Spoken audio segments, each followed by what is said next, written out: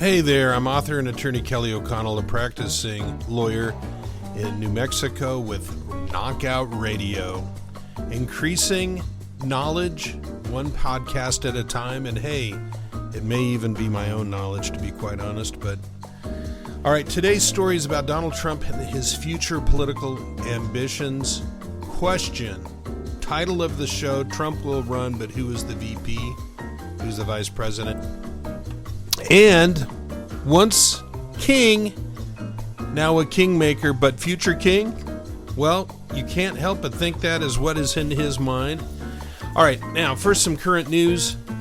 Colonial Pipeline was shut down, and it shuttered a lot of gas stations in the East Coast, and there were people that were really pissed off. They were waiting in line. You saw that guy and that lady in that clip get in a punch fest, and that other guy is just standing there watching. I guess there's no chivalry anymore in America. It's been overtaken by feminism. But anyway, the Colonial Pipeline had to pay about $4.5 million, and believe it or not, the FBI hacked into the fraudster's account. It was in America. Somehow there was a transition in America with the Bitcoins. They cracked that Bitcoin safe and were able to get almost all the money back, or at least I think about $4 million. So that was impressive. Kamala Harris, vice president. Now she flew to Guatemalans to sort out why there's so many immigrants, as if opening the border and letting anybody in wouldn't be the cause of it. But her cause when she was down there was poverty and crime and global warming and other things. So when she got off the plane, they were holding a sign for her, "Go home, Kamala, Trump won." And so, but that didn't stop her from lecturing, "Don't come to America, you'll be sent back." All right. Now, violence is way up nationally, and why is that? It's kind of a rhetorical question. It's obviously has something to do with the amount of unrest that occurred in the last year with situations like George Floyd. And there was a lot of encouragement to go to these cities and to protest, to riot, to attack people, and to break into, loot businesses, and also burn. So violence is up, and I think that the Democrats obviously should have stood up and talked against it, and they didn't. Now they look like hypocrites when they're complaining about this so-called worst attack in history, the January 6th assault on D.C. And I'll tell you something interesting about that. The cop who died of a stroke. He was not hit with a fire extinguisher. Who knows where that idea came from? And the lady that was shot was unarmed, and she was trying to get through a door or a window. So that's too bad. All right, here's some violent statistics for you. 2020, one of the worst years for gun violence recorded in America, and it hasn't slowed down. In 2021, more than 8,200 people were the victim of homicides and unintentional shootings, and that was the number of people killed this year as of June 3rd, according to the Gun Violence Archive, GVA. Last year, the total number of fatalities was 19,000. In 2019, it was 15,000. And let me ask you, has the defund the cops effort, has it paid off? Now, in the first 3 months of 2021, the homicide rate in many larger cities increased by over 20% to the same time the year before. And according to the National Commission on COVID-19 and Criminal Justice, whatever that is, gun assault rates also increased by 22%, so about the same rate. Now, by May 16th, murders were up 60% in Atlanta compared to the year before. And they say that's why Bottoms, I can't remember her first name, the mayor resigned, I believe. She didn't want to be blamed for that. Rapes, aggravated assaults, theft from and of cars are well above levels from 2020. And that's not just a national, that's not just an Atlanta problem. It's also a national problem, of course. American cities, homicides rose by 33% from 2019 to 2020.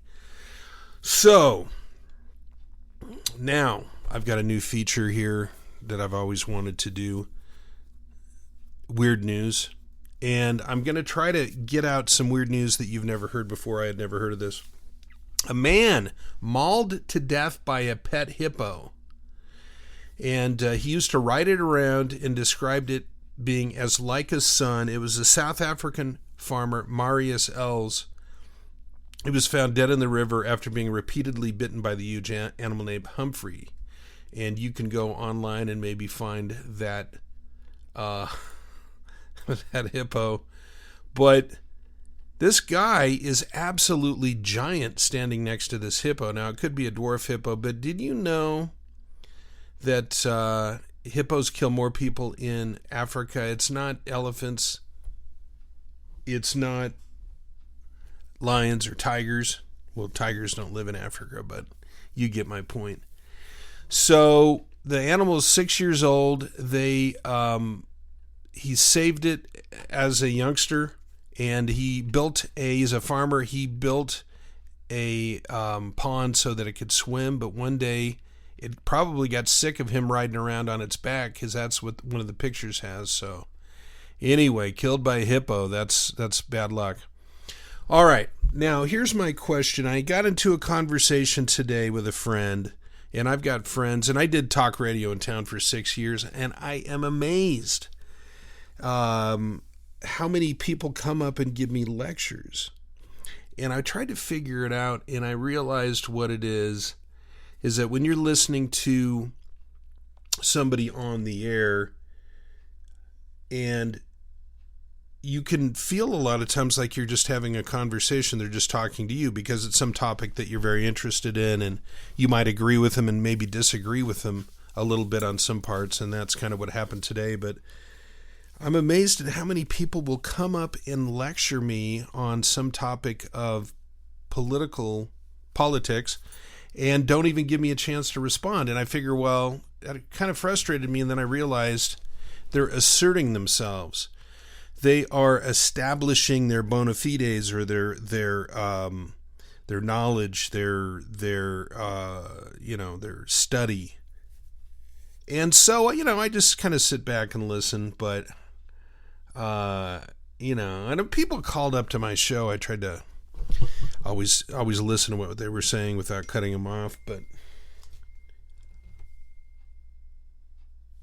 I just got a little note. I'll turn off my phone. But so anyway, all right. So here's the question: is Trump going to run again? Now think about this. I'm going to put a question to you in a way that I think that anybody can identify. Have you ever been denied credit for something you did? Now, when you're a kid, nobody expects anything out of you.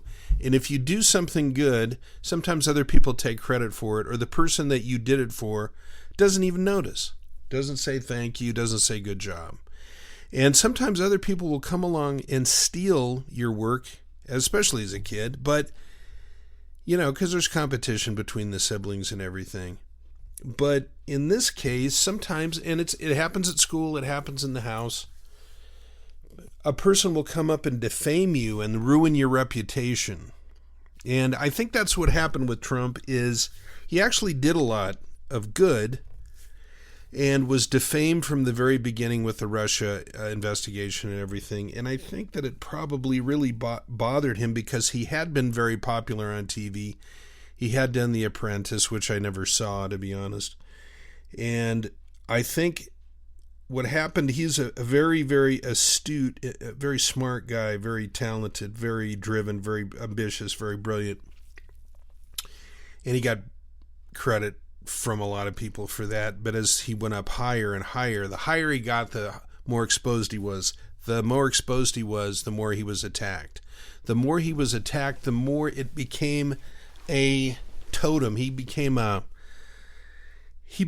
symbol of everything the left hated. He became too big to fail and yet they made up their mind they were going to destroy him. And it was just the fact that Trump has such an indomitable personality and absolute commitment to his ideas, and he made it a goal to keep all of his promises. And it made him very, very powerful. But the left fought him at every turn, and I've never seen anybody who's been resisted across the board from top to bottom, no matter what he was doing, except for Trump. And the thing that is sad about this is it hurt a lot of people, because the left was so intent to defame and destroy Trump that, and the media was so with them that they painted a completely false narrative. And part of the false narrative was Dr. Fauci, who was made like a god, and when he attacked Trump, which I think he did because all of these people have this kind of unwritten, this kind of cockroach, these leftists, these top-notch leftists have this kind of animalistic or cockroach-like way of communicating, and it's instinctual. So Fauci knew it was his job to attack Trump and to undermine him. Now, we know that Fauci's just an absolute liar, and I want to do an article on the fact that it was Fauci who's most responsible for creating COVID, and he's a murderer. And now you might find that a little excessive, but it's going to come out, I'll bet you. All right. Anyway, Trump, the point I'm trying to make, Trump is going to run again because he needs to get credit for all the stuff that he's done. And even though it makes him feel good when he sees failure after failure on the left, because they were opposed to his position, and when they got into office, they just shut down the border because they hated what he had done. I think he's got an unfinished mission in his mind, and he wants to save America. He wants to show people he was right. He wants to get some revenge on his enemies, but he wants to come out a winner, and a winner doesn't quit. All right, so he's slowly being rehabilitated by all the mistakes and the things that are happening around the world. We were energy independent, and gas has doubled and tripled, and I believe that gas is up to, in some places in California, $7 a gallon, if you can believe it. And I think gas was $1.70 when Trump was here, although it was probably obviously more in California. The border, he's been shown 1,000% to be true. The purpose of the border is, the transparent purpose of the border is to get all these people in here and turn them into Democrats and hope and pray that they will stay in Texas and Arizona and flip those states blue, and also Florida. So about half the people, more than half the people, maybe 60, 70% of the people are coming from Central America. So we'll see what happens with that. Now, standing up to China and Russia, we've bowed down to Russia and opened their oil pipeline, even while we were saying that the global warming caused us to shut down Keystone Pipeline and kill millions of jobs, or kill a lot of jobs anyway. I think the Biden administration is on record for killing more than 1 million jobs. He also stood up to China, which caused them to flip out, and now Biden comes in and immediately protects China. All right, overspending is going to cause us into just spiraling inflation. Trump would not have done that. COVID's the big thing, though, and the snake of Fauci. Fauci has been shown to have lied repeatedly and undermined Trump, and now Trump is triumphant. All right, so here's the main question I ask you, dear friends. Who's Trump's vice president going to be? Now, you might say Mike Pence, pardon me.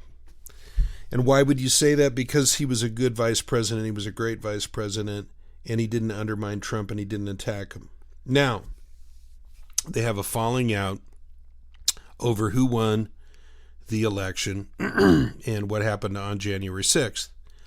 That means Pence is replaceable. Anybody's replaceable with Trump. And there's some wisdom in that, my friends. All right, who's plan B? DeSantis could be. Now, DeSantis has got a huge decision to make, and he might say to himself, if I run with Trump and we lose, I'll be ruined forever. I will have dropped out of being governor.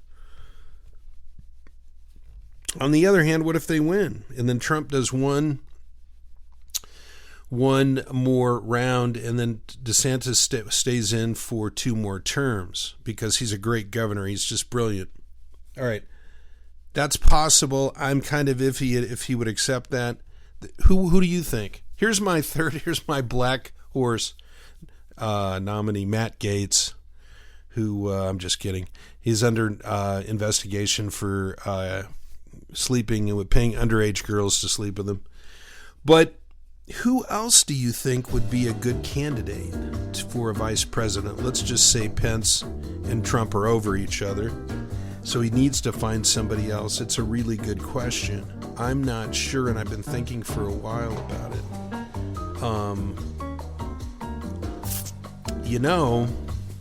There are some good people out there. All right, now, in your opinion, what are Trump's chances of winning? Excuse me. I think he's probably running against Kamala, and she looks terrible so far. If Joe drops out, how strong will Kamala be? That's the last question. Now, she seems idiotic. She seems like she's got a bad feeling, bad instincts, and no convictions. If you have no convictions, then you have bad instincts, usually, or a lot of times, because you don't know what the average person cares about. So, and she's already made some mistakes. She's not very popular. Somebody said today that Biden's already peaked. He peaked the day that he won. Now think about that. Think of how weak he looks and smug he is and how the media is kissing his ass. Pardon me, but I gotta say.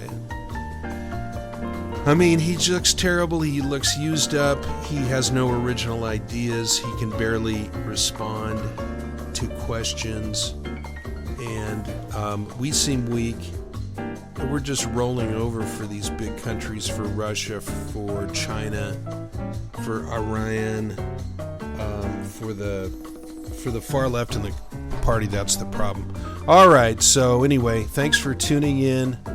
Got to check my time here. Oh my gosh, 17 and a half minutes. I mean, it's very close to perfect. Kelly O'Connell, please subscribe. And it's been wonderful hanging out with you and sharing a few thoughts. I hope you have a great day tomorrow and you get some blessed sleep tonight. Kelly O'Connell, Knockout Radio. Have a great night. Ciao.